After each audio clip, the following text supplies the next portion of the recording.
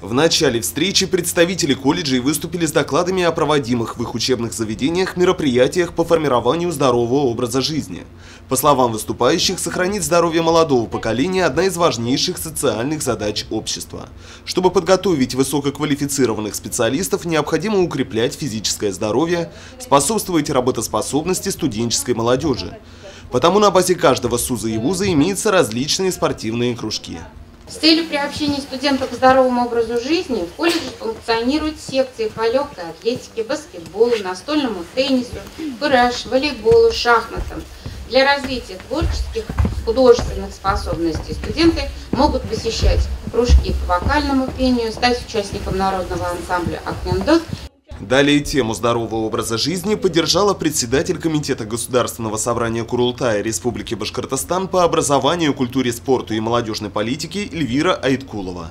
Она отметила, что сегодня такая категория населения, как молодежь, все чаще испытывает отрицательное воздействие окружающей среды, так как физическое и умственное становление совпадает с периодом адаптации к новым, изменившимся для них условиям жизни, обучения, высоким умственным нагрузкам.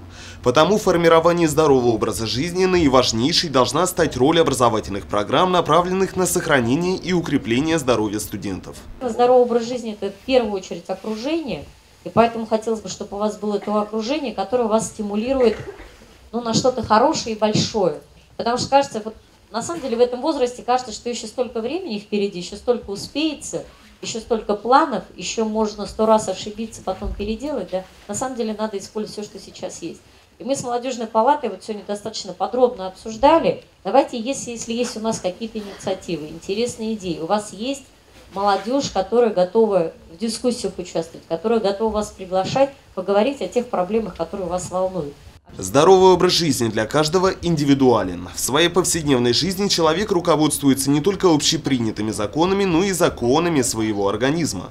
В завершении встречи вместе с Эльвирой Айткуловой студенты обсудили пути развития сотрудничества между учебными заведениями и решили чаще проводить совместные спортивные и иные мероприятия, направленные на пропаганду здорового образа жизни. Ринат Музафаров, Евдокия Титаренко, Алик Кадыров, Гульгина Раскильдина, телекомпания СТВ.